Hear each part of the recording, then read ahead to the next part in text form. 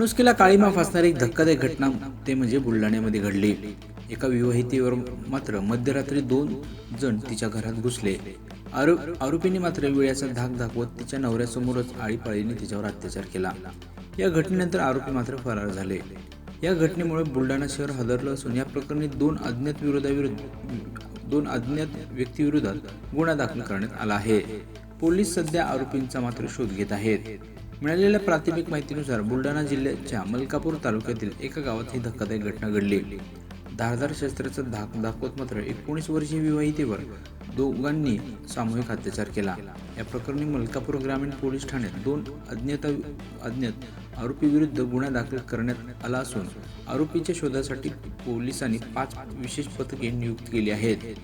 मध्यरात्रीच्या सुमारास घरात घुसून आरोपींनी हे भयंकर कृत्य केल्यामुळे मात्र संपूर्ण परिसरामध्ये मात्र भीतीचं वातावरण तयार झालं आहे।